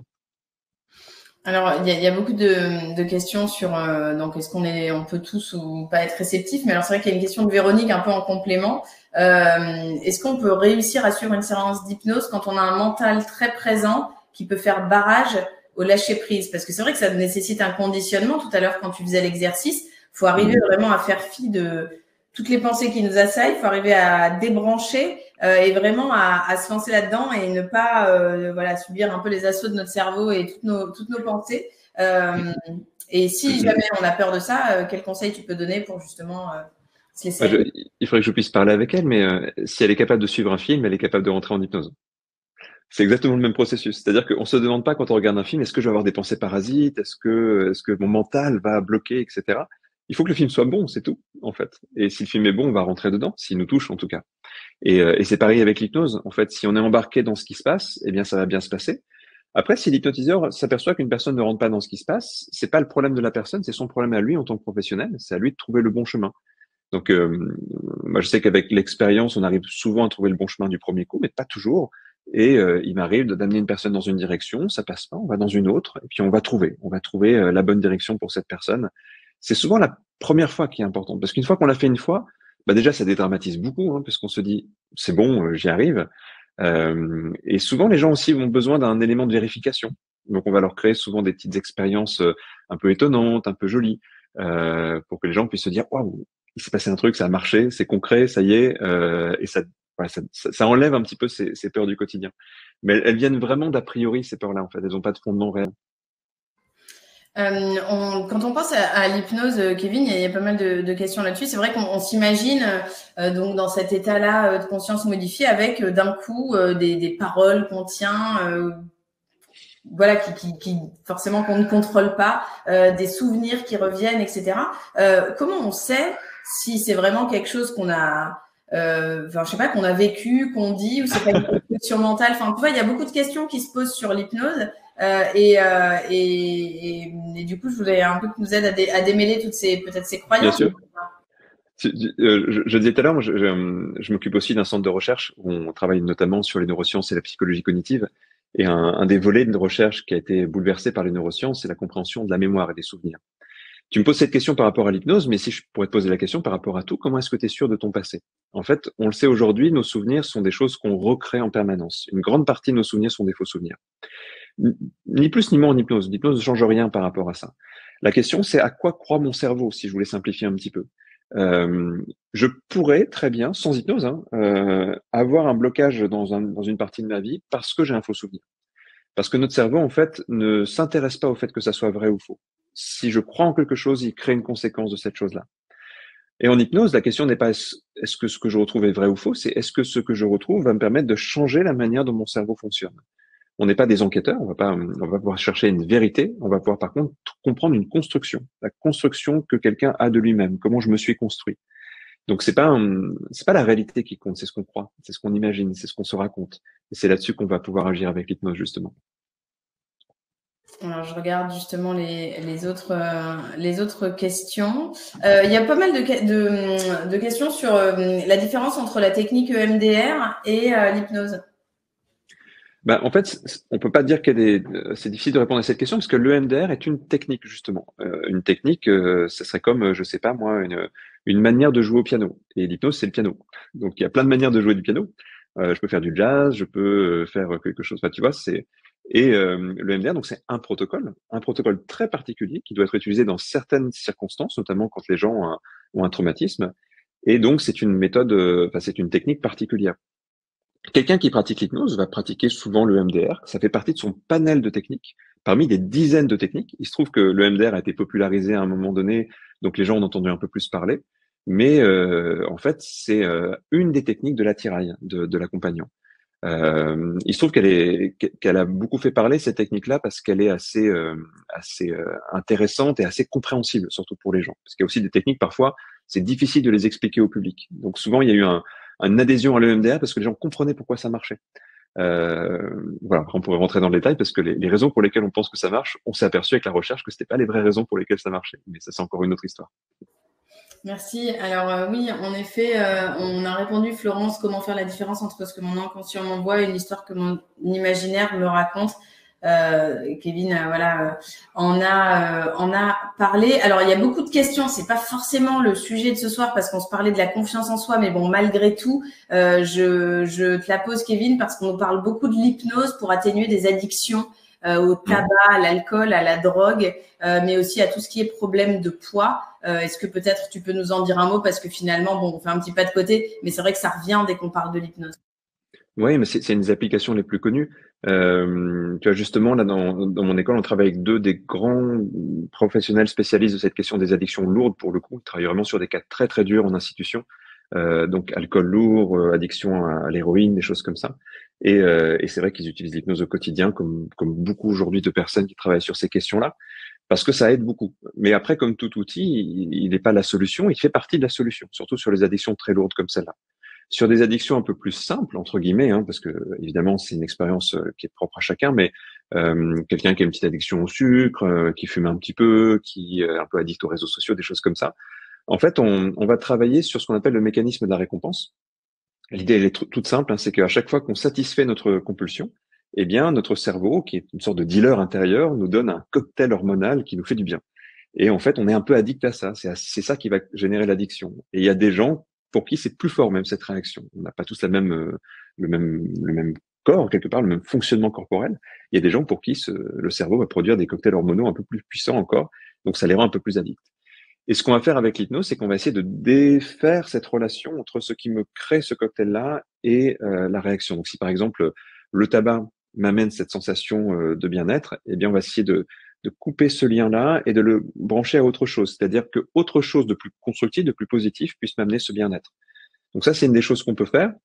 L'autre chose aussi qu'on peut faire, c'est qu'on peut aider les gens à avoir l'effet de leur addiction sans le déclencheur. Donc, par exemple, euh, imaginons, je sais pas moi, quelqu'un qui prend de la cocaïne pour avoir confiance en lui, ben, on peut apprendre à quelqu'un à avoir confiance en lui sans la cocaïne. On peut lui permettre de retrouver les effets qu'il pouvait avoir avec ça, sans avoir besoin de la substance.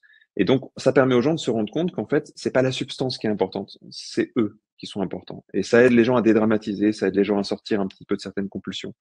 Et on arrive vraiment, bon voilà, c'est deux techniques qui sont utilisées. Il n'y a pas que celle-là, il y en a d'autres, mais ça fait partie des outils qu'on va avoir pour aider quelqu'un tout doucement à se désensibiliser.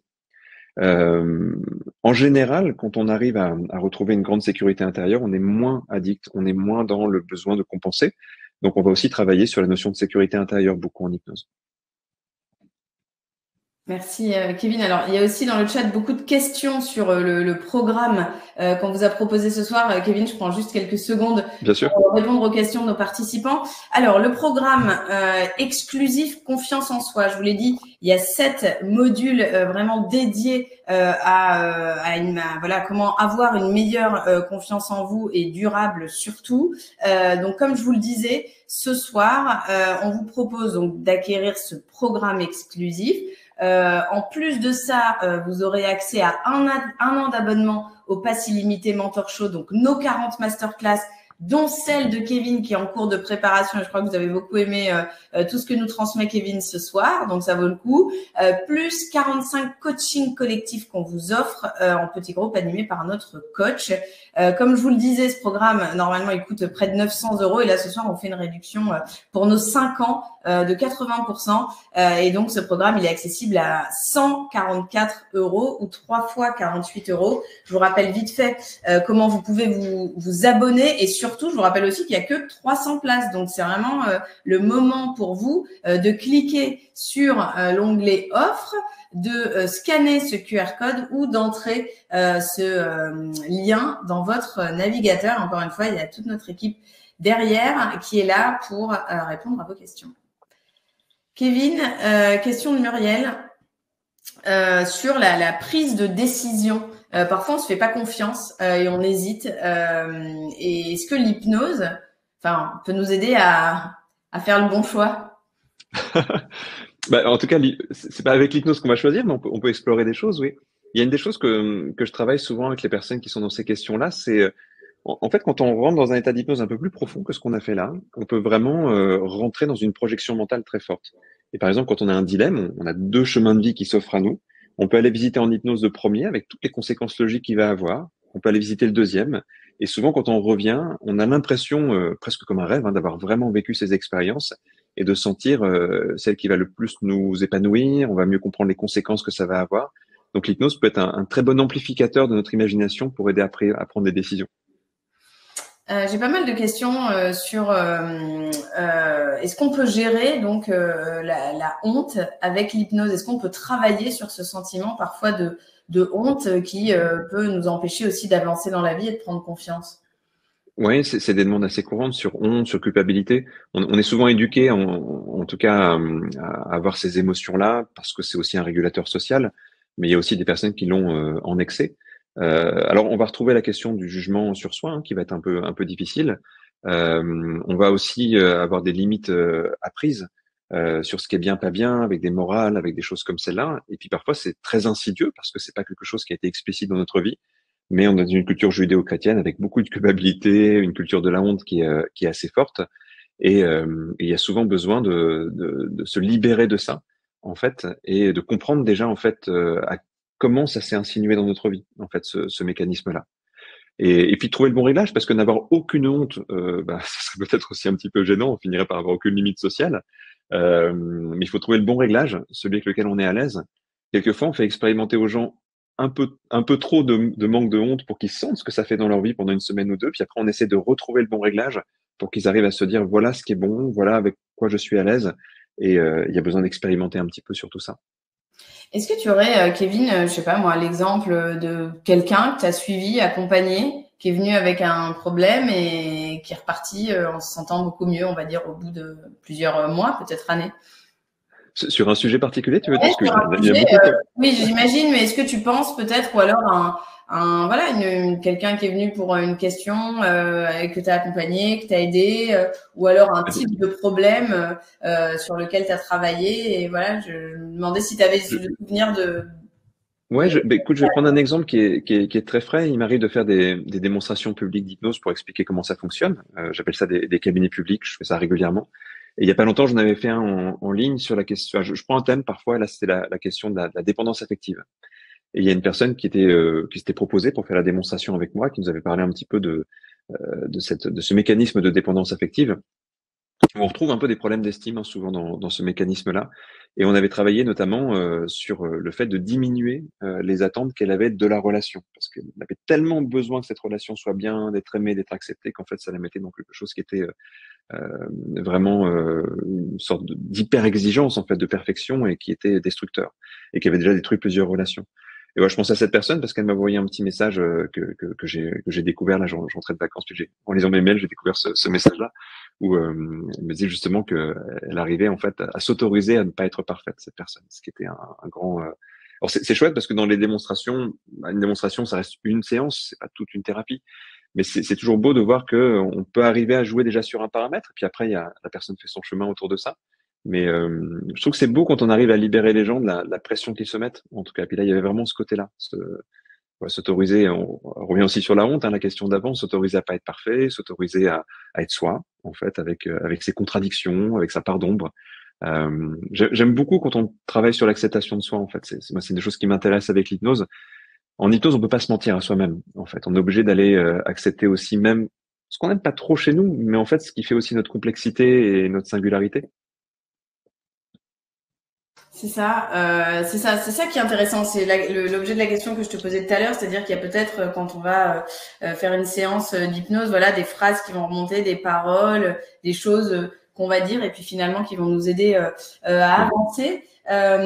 J'ai aussi pas mal de questions pour terminer, peut-être sur il y a beaucoup de gens qui ont pas confiance en eux à cause de la place qu'ils ont occupée dans la fratrie. Alors on n'y peut rien. T'es l'aîné, t'es celui du milieu, t'es le petit dernier. Et il y a beaucoup le complexe de l'aîné qui finalement se met la pression de devoir tout réussir, tout assumer. Et puis parfois ça se passe pas exactement comme ça.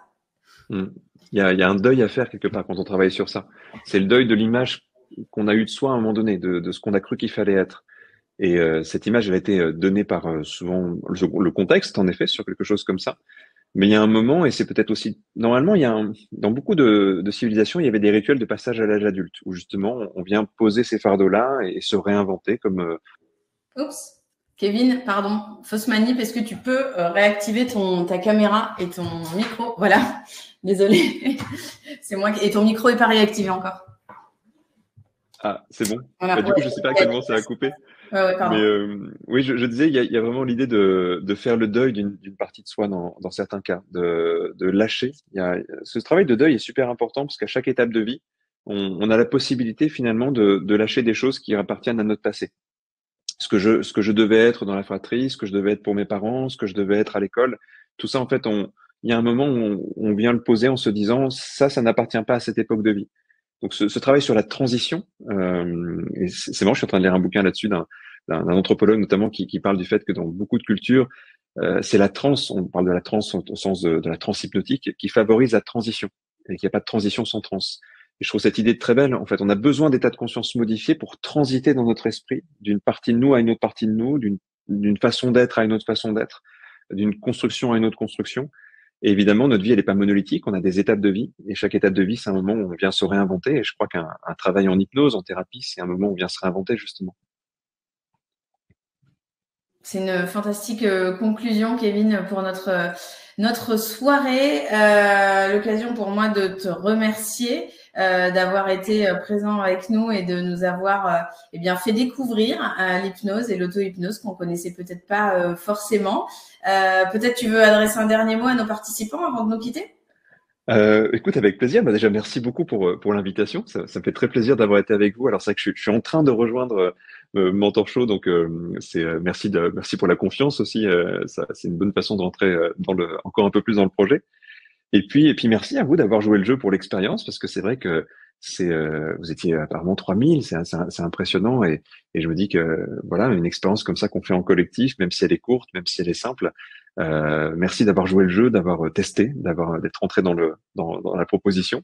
Et j'espère vraiment que ce que vous avez touché là, ça vous a fait du bien, et que ça va continuer à vous accompagner par la suite. Super, merci beaucoup Kevin, merci à vous d'avoir été si nombreux et d'avoir poursuivi cet événement avec nous. Je vous rappelle que ça continue. Demain à 14 heures, je reçois, comme je vous l'ai dit, Jonathan Lehmann qui va nous parler de méditation et de confiance en nous. Donc super intéressant. J'espère vous voir aussi nombreux. Kevin, j'ai été ravie de t'avoir. Encore merci à vous tous. Et puis on vous souhaite une très très très belle soirée. À bientôt. Merci beaucoup, bonne soirée. Bye bye, à bientôt.